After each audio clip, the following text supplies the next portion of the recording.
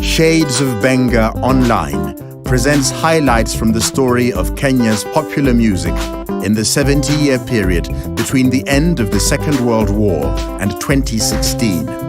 The series draws its inspiration from the definitive book Shades of Benga by Pt.2 Music.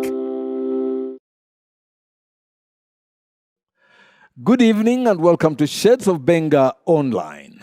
In this episode, we continue the discussion on Rumba in Nairobi. And to play us in is Orchestra Mangelepa with the number Embakasi. I'm your host, Topi Liambila.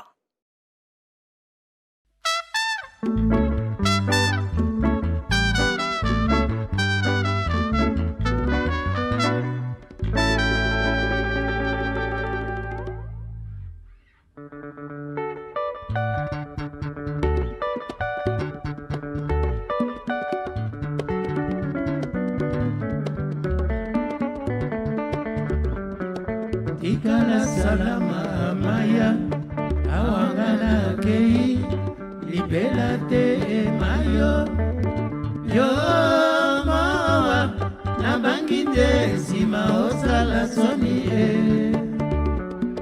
kana yo sule londe mokolo ya suka mayo mangala kei yo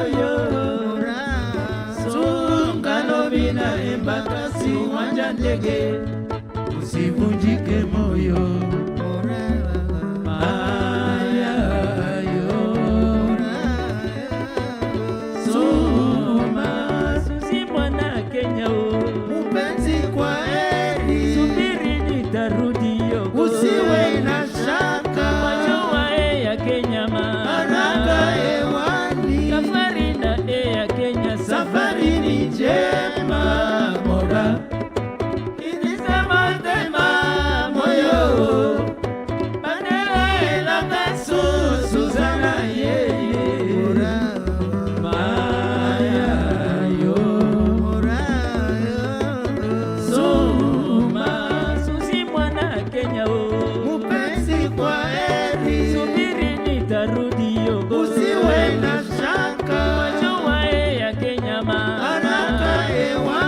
safari na ya Kenya safari ni njema moda inizama tema moyo badala ela kanso suzana yeye sera sose esela putamu ala mangelepa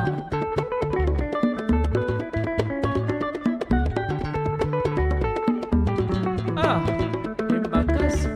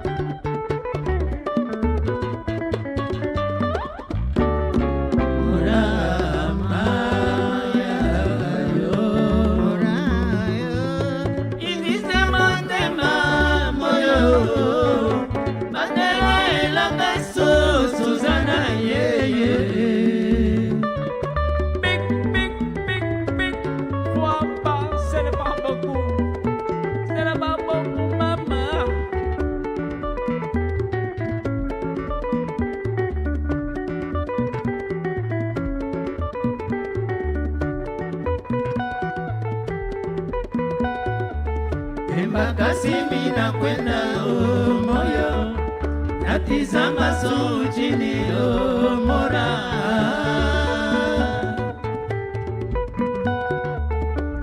Gana kei maina ni sana kolela yo embakasi suna seya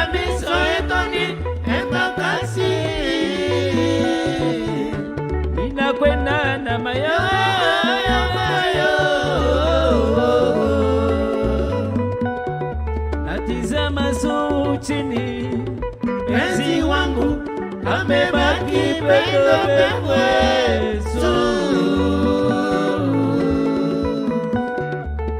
Embakasi mina kwenda moyo, natizama chini mora.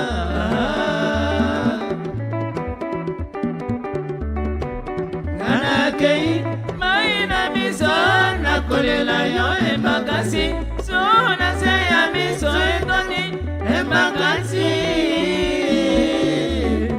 Mina kwenda na mayo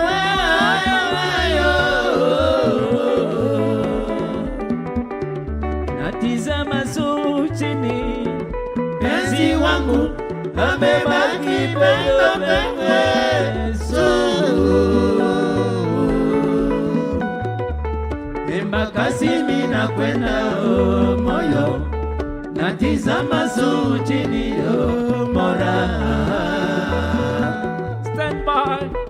Stand by, kwani penzi wangu dia yona mawa, kwani penzi wangu dia angana lela upenzi, kwani penzi wangu dia denga yoko kendo kalagana simama, kwani penzi wangu dia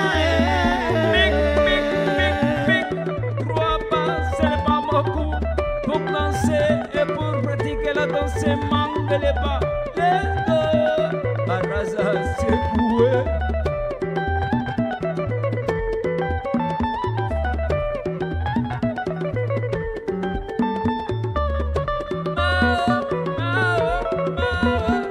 Oh, les capitaines vont se lancer sans mille.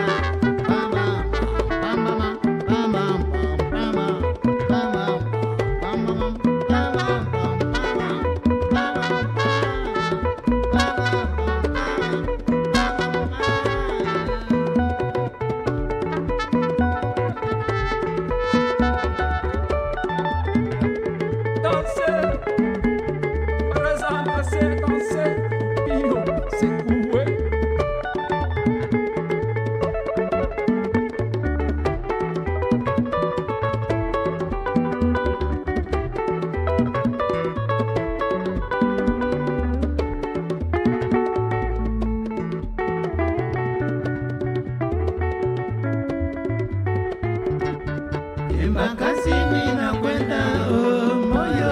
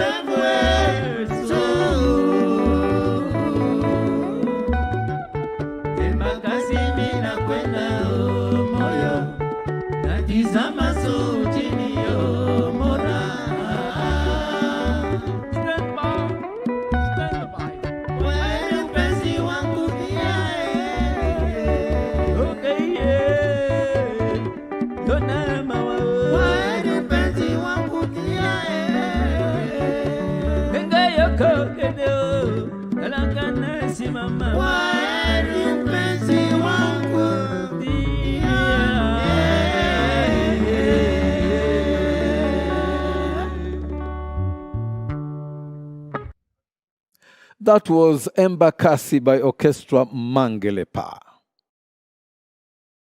In our 8th episode tonight of Shades of Benga online, I'm joined by another very interesting panel to discuss Rumba in Nairobi. We talked about the arrival and settlement in episode 7, but episode 8 we're going to look at how Rumba spread out and what effect it had on us. And joining me on this very critical panel today, we have got Andy Akisia, a writer of prose and theatre with the latest work, Written on the Body, which premiered in Nairobi in 2019. Also part of the panel tonight is Tabu Osusa, the executive director of Ketable Music, and also the co-author of Shades of Benga, the book. Another member of the panel tonight in episode 8 is Parsalelo Ole Kantai, a writer and journalist, formerly of editor of New African, and recently had a collaboration on Who Killed Kabila, a historical investigation on the Congolese leader. And now today you're coming in as a Rumba enthusiast. Yeah, Rumba enthusiast, but also, somebody who is very interested in period of history, social history, especially of the 60s and 70s. Okay. So, well, interesting, of course, we have had, in the 7th episode, we talked about the arrival of the Congolese and how the music influenced the Rumba in Nairobi. And we are talking about Rumba in Nairobi, this second edition of the topic Rumba in Nairobi. And you guys, I would like to hear from Ole Kantai and Andia. As fans, how did you guys get into Rumba, Andia? My first contact with Rumba, I guess, was at home with my father's record collection. And there were 2 albums he played most often. The first one was the memorial album for Bavo Marie Marie, who died in 1970. And the other one was Tabule at Festac from Lagos, 77. I can't say that I was a big fan of Rumba at the time. Like, you're young, you want something that's cooler, more modern. You want Michael Jackson or something like that. So it was a background to my life, which I just heard all the time without really thinking about it or liking it. Certainly, I don't think I liked it very much. But later on, it just became a staple in my own life. And I began to buy my own records and to have my own experience of Rumba that was different from my father's, more 4th generation musicians.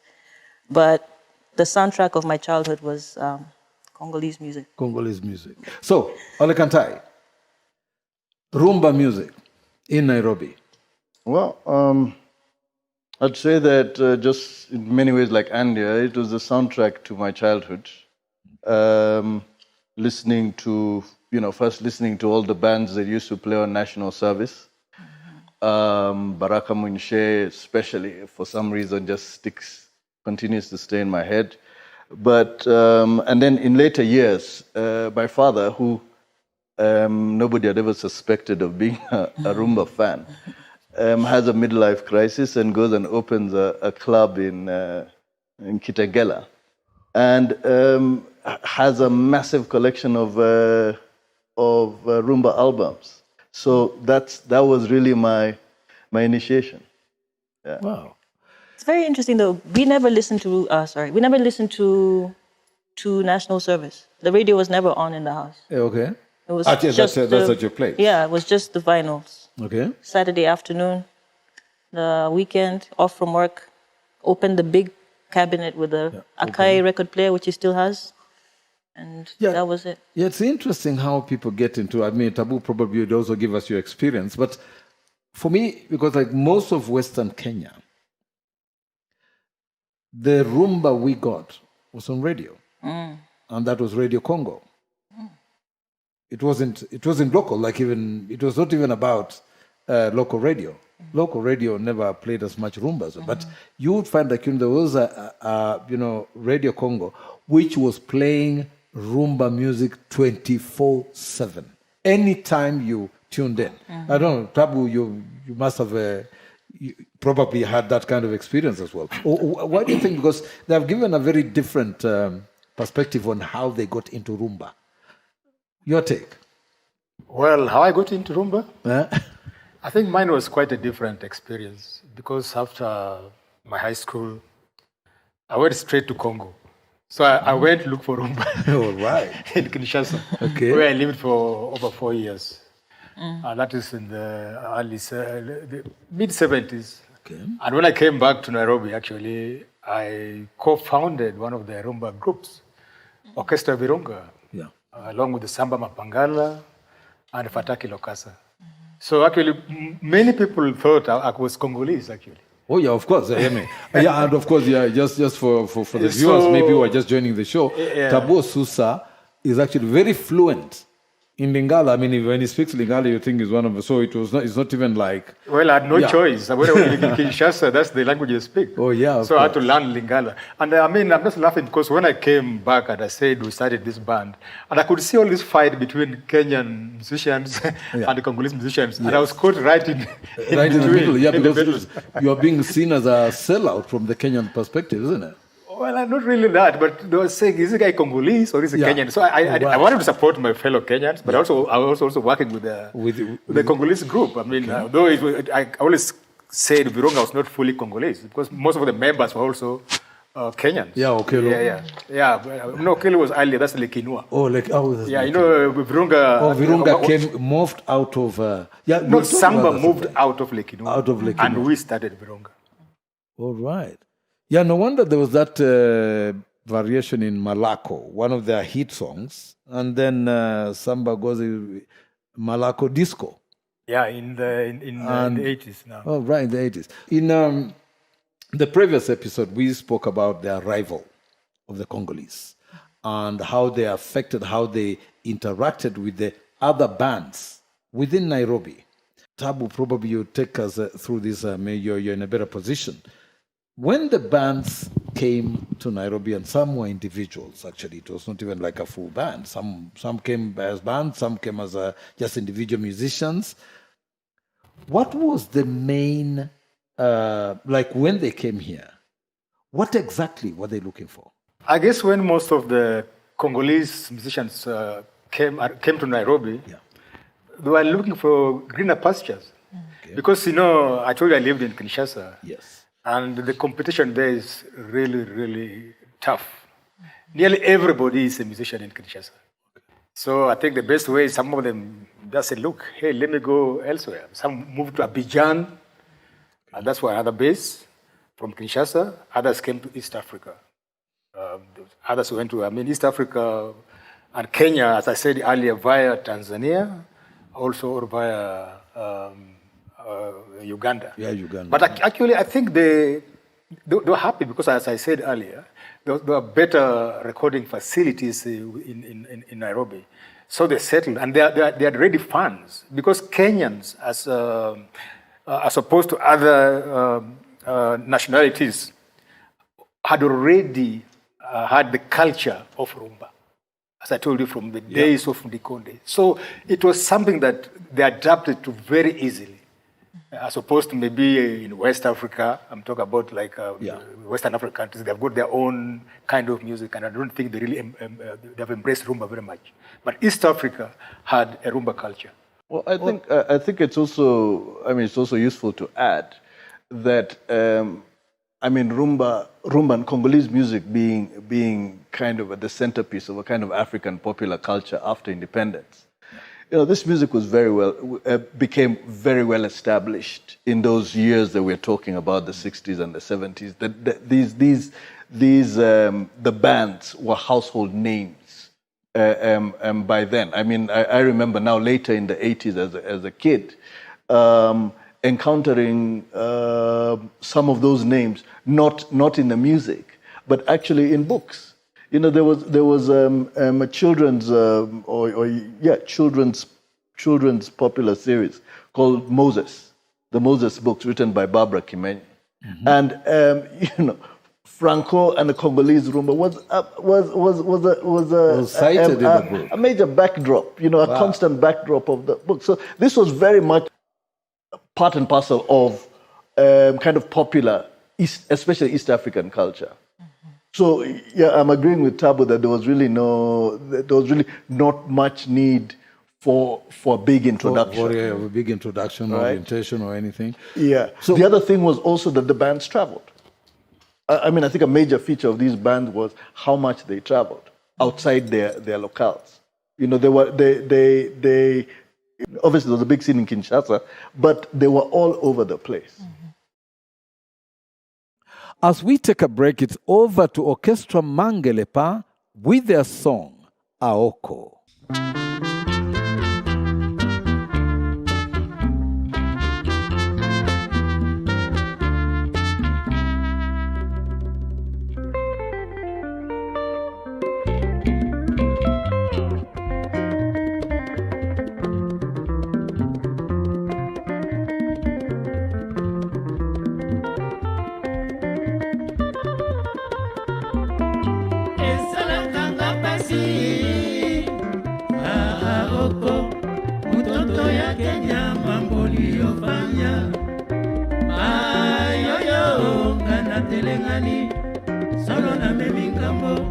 Solo na memingambo Aoko, siku ya kwanza tulipatanama, roho ilipasuka, nikauliza kama umeolewa, wakanieleza nijaribu bahati yangu. Memeka chance na bala yo Aoko mwana Kenya ho. Siku tarudi mama na Kongo, tukamatane moja kwa moja, nionyeshe wazazi nazwima singa inalikaka mayoyo Aoko.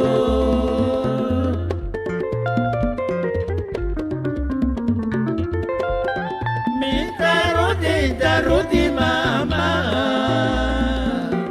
niulize ulimwengu Aoko uko wapi?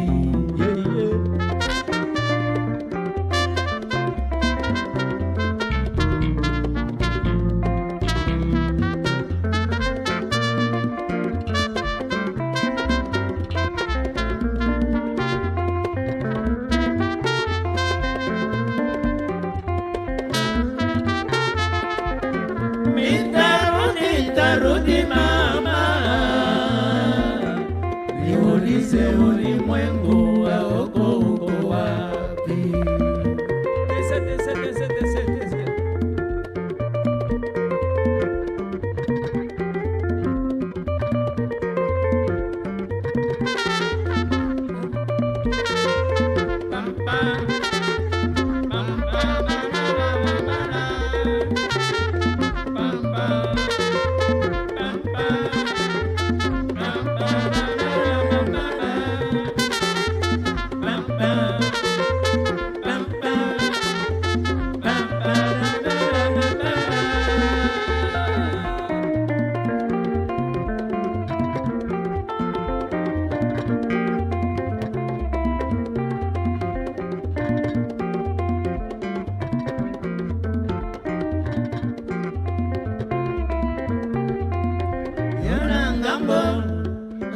Toko pepana malekima Yona ngambo Sheri toko pepana malekima yoko pepangai loboko aoko yoko pepangai loboko mtoto wa Kenya aoko mama ozali kaka sendeko na ngai kasi bikolo nde kamola bisoko yo na ngambo ngai mpe na ngambo yo na ngambo ngai mpe na ngambo maleki maleki mama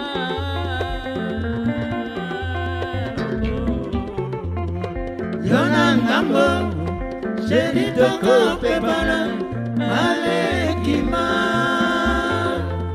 yo na ngambo sheri toko pepana maleki ma. Laissez au moins clair.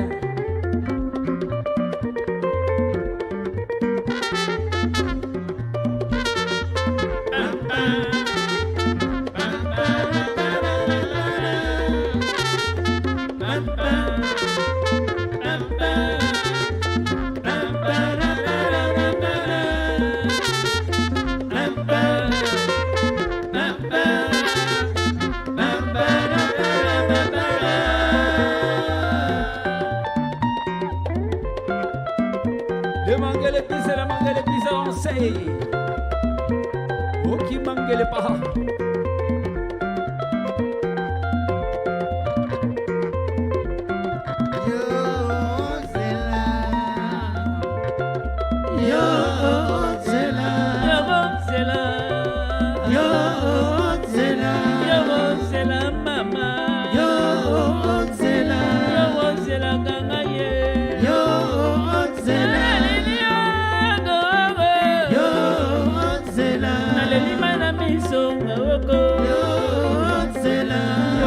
Zela mama yo zela unongo jenga ukulile yo wala kisanga na misonya babojo yo zela yo zela yo zela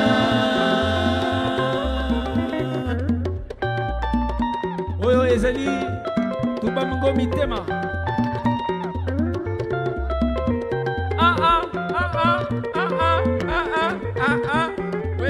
we mama ukakamate mamangele baba fasi ya bole bamba bamba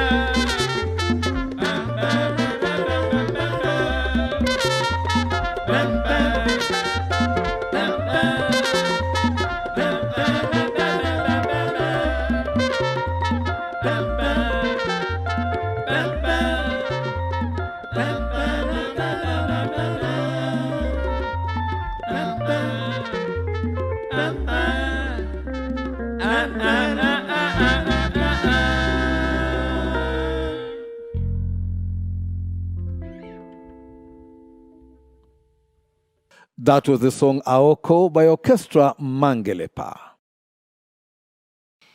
We have seen that, radio, before even the Congolese came in, we had already been introduced very quietly through vinyl on the Congolese, on the Rumba music. So Rumba was here.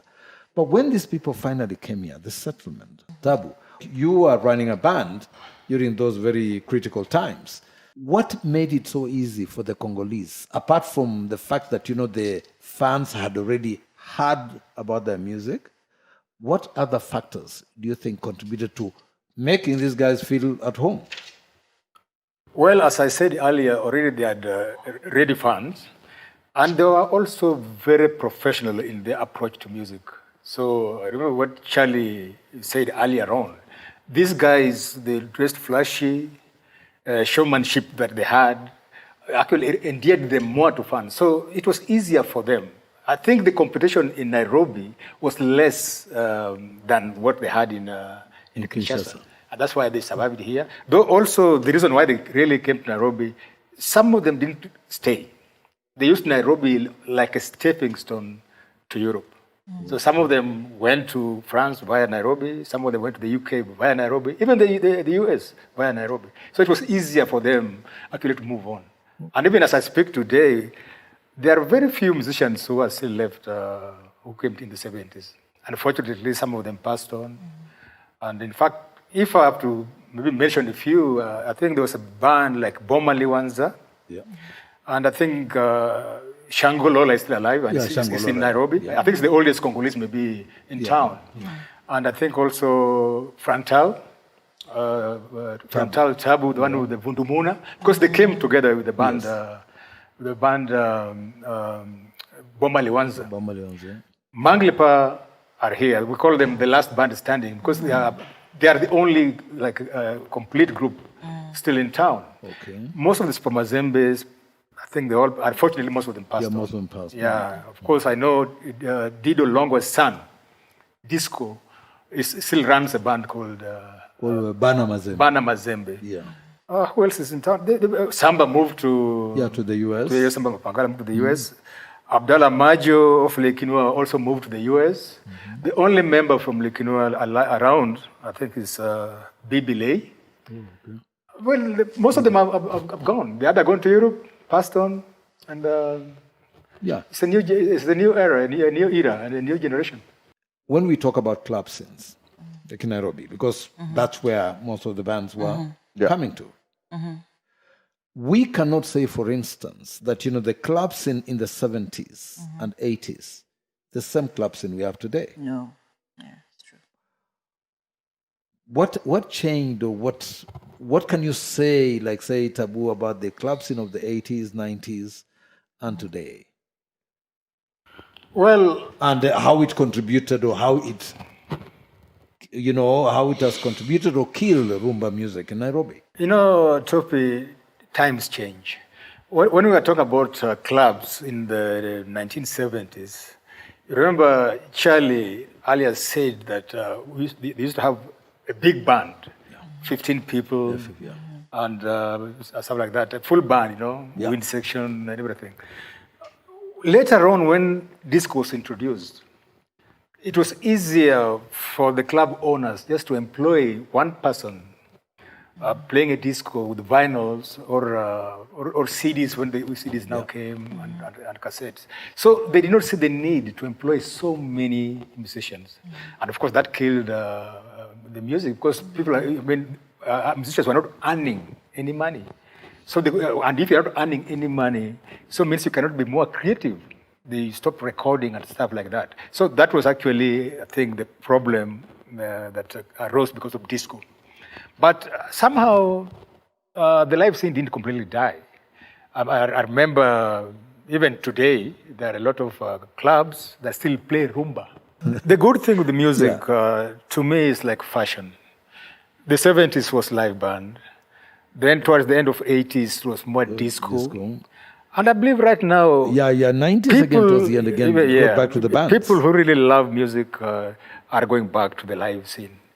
In terms of the economies of bands and of music at the time, in the 70s, you're talking about the 70s, we know that the 70s was the golden age of the big band, of the orchestras. At the same time, wasn't it also a golden age for the record labels based in a place in Nairobi specifically? So how did things change in terms of the economies of music in Nairobi? I think things changed in the mid-1980s when most of the multinational labels left. And that was mostly due to piracy. Okay. So they could no longer, sustain the market, when cassette was introduced, it was so easy now to pirate the music. These guys could not really make ends meet, so they closed shop. And I'm talking about EMI left. I think they're the first to leave. And then CBS left. And I think the last to leave was Polygram. But it all happened very quickly. It happened from, I think, mid-1980s. 1985, things went down. Yeah, when cassettes came in, I think in the 80s, when cassettes came in and Andy had decided that, she can entertain herself in the house with the music from Ole Kantai. Why would I want to go and buy a record, a vinyl from the shops, when I can get your CD or your cassette and dub the same, or even on the radio? And piracy becoming an issue mostly in the 80s. You didn't really have cases of piracy. With the cassette tape, right? With the cassette, With the cassette and with the the- cassette, and- but and- But you barely had any issues of piracy with with vinyl, did you? With How would you pirate a vinyl? You cannot can't- make you another can't. vinyl. because either I give you mine, Yeah. which I will not give, Yeah. or I tell you no, go and buy yours at Arsenal's or whatever the shops in town. But you see, when the multinational labels left, Yeah. although technology kind of improved, but also that was the time when independent producers also came into the scene. Oh yeah. And these independent producers, by the way, they were not really professional. Oh. Yeah, you see, like multinational labels like Polygram, they could give you a loan to buy instruments. They give you money to for rehearsal.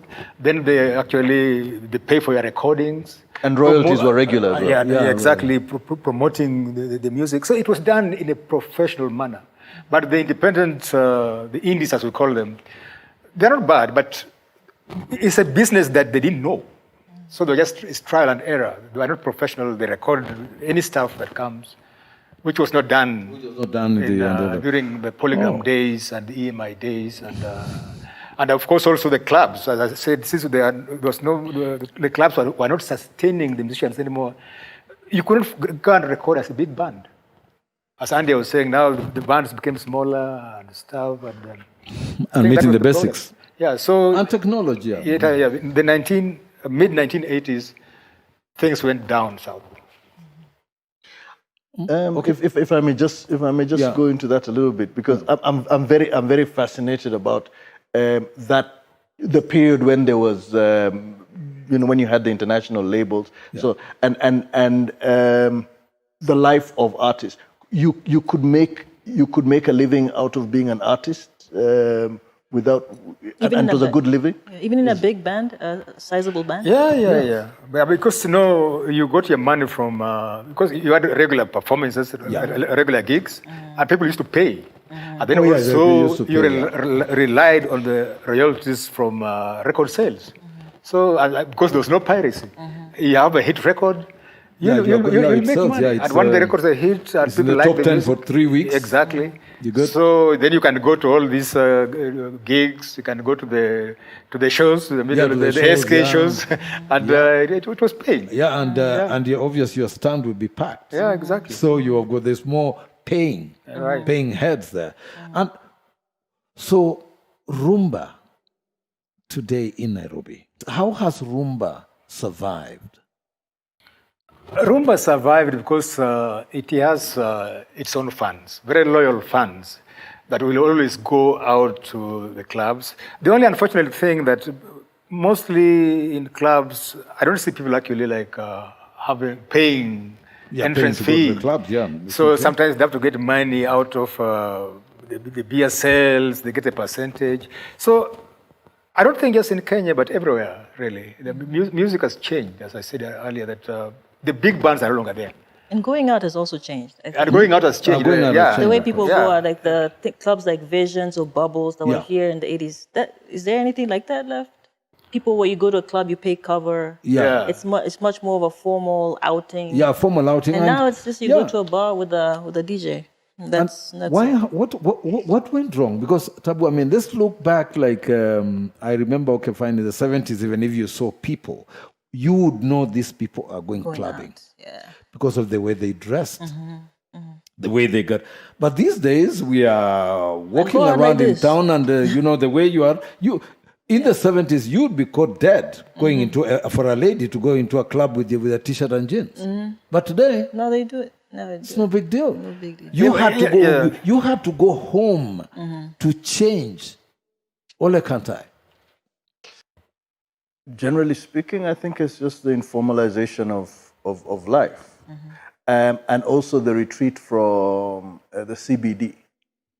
I mean, when we grew up, you're talking about going out, but going to town was a mission. You dressed, going to dressed to town go to because town. was the center of business. It was where everything happened. You dressed up in a certain way, and you went to town to do your business or to work or whatnot. When you begin seeing, and this happens during, during structural adjustment austerity, when you begin seeing town losing its kind of primacy as the as the focus of city life, and the city beginning to sprawl, and places like Westlands beginning to take over in Nairobi, other satellite towns in the late 90s beginning to establish themselves. Life begins to get more and more informal. So I think that was very much a factor. I'm trying to remember the kind of moment when places like, for my generation, a place like Bubbles, Carnival, were right at the center of visions. Right at the center of nightlife. Yeah, Florida.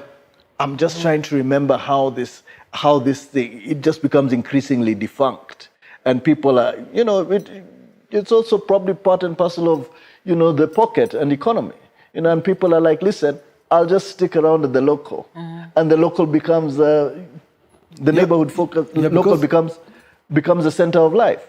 And people are now going in there in sandals and shorts. Yeah, because it's a local after all. You just nip into the band, have a beer, and you go home. Then the owners of the local become innovative, and they're like, okay, fine, we're going to start bringing the band here. Okay. So you no longer need to go to the band. To town to be to the band. Yeah. And also, I don't know, there was this also, I think, like the older generation, kind of like what you're saying about the locals, they went out of the CBD. You remember, Topi, a major feature of 1990s Nairobi was security, or rather insecurity. Oh, yeah. And insecurity basically gutted the CBD. There was literally capital flight from the CBD. Yeah, because security could not be guaranteed and so on and so forth. It's only actually quite recently that the CBD is getting repopulated. This is a phenomenon of the last maybe 10, 15 years, when actually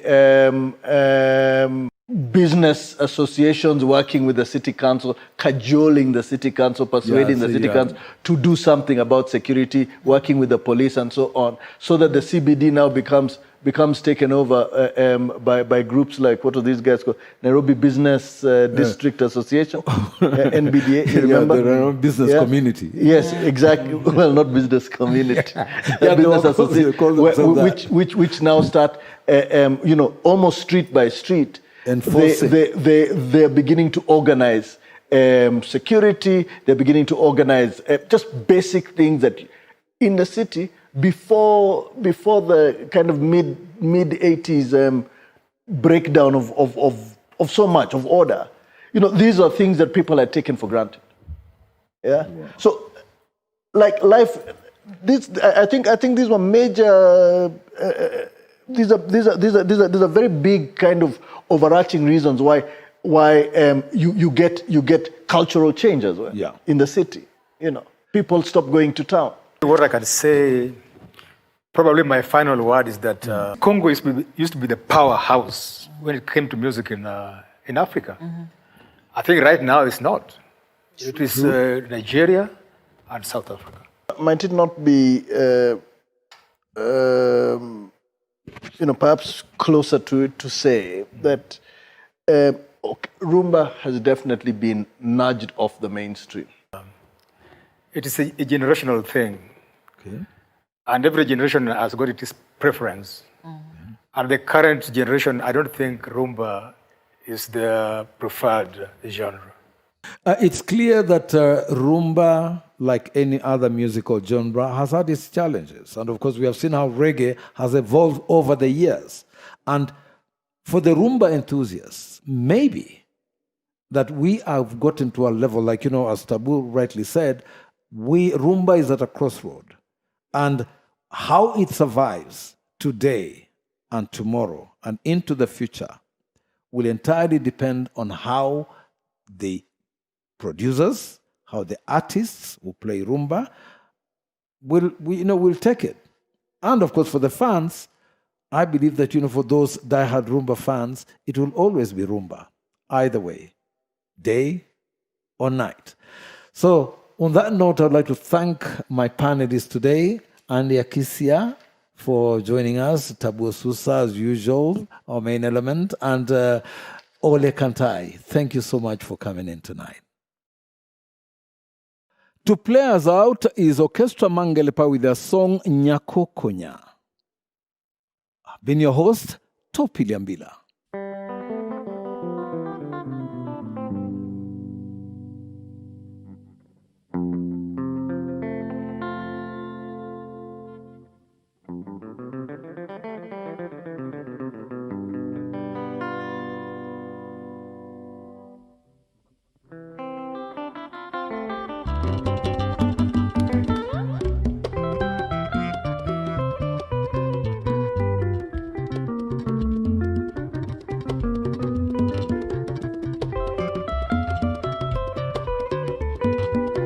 Motema pe mabanzo ekotindanga na mbela poison. Songi nakumi bandeko boka mwate nzela na ngai ya bomoi ekei pamba. Motema moto mabala ya bomwana eleki makambo mapasi na komona nalebi kobondela. Motema pe mabanzo nameka kobetsa mokongo namemi ngambo mabala ya bomwana eleki makambo mago. Motema pe mabanzo ekotindanga na mbela poison.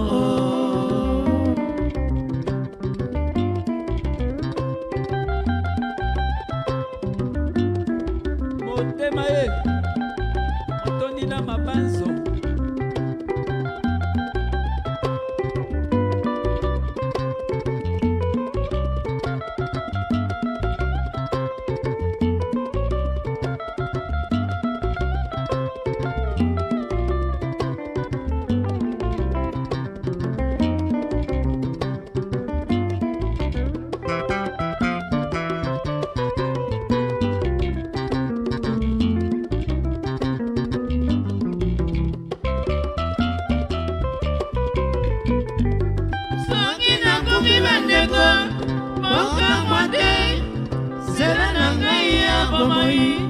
Ekei pamba mayo. Motema moto mabala ya bomwana eleki makambo mapasi na komona nalebi kobondela. Motema pe mabanzo nameka kobetsa mokongo namemi ngambo mabala ya bomwana eleki makambo mago. Sasa oyanga na yo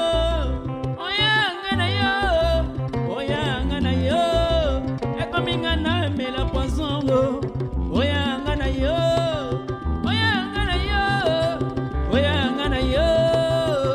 nyako konya.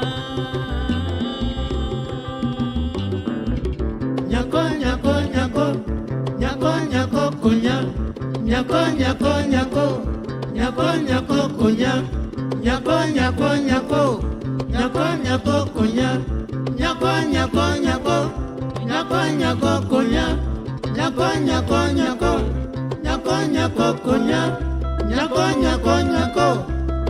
nyako konya.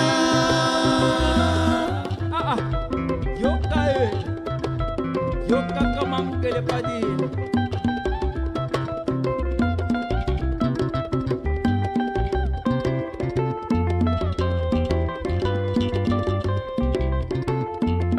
Yoka kama mkele pa. Sumata mkeo chai mwana tako yoka ka.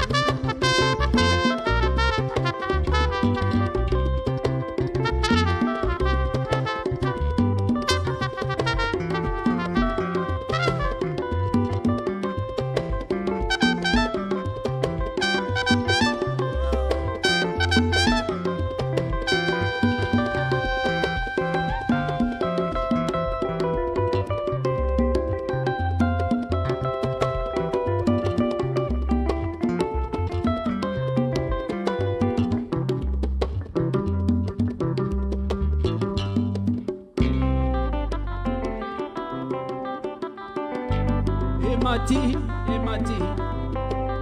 Yoka premier parti yango wana e. Mr. Kabila, Bengela ngano klar ako exhibe na ndenge mangele pako. Exhibe, pratiquer, mangele pa. Wapi Vincent Aneka? Yako exhibe na mangele pako. Voilà que vous me quoi kakadi yoka. Yoka ele petit. Voilà que venga yo vie na ndenge na yo. Jimmy Ochola, tena mangele pa.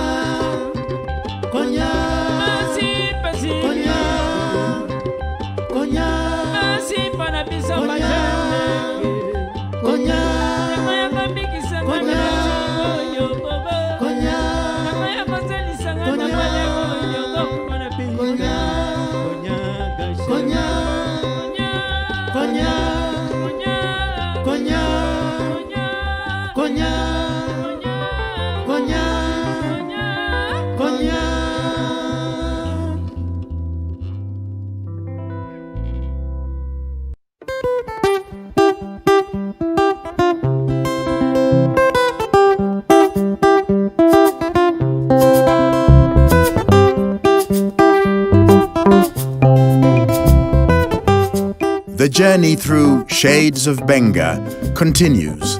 Please subscribe to our YouTube channel and follow us on our social media platforms for the next episodes.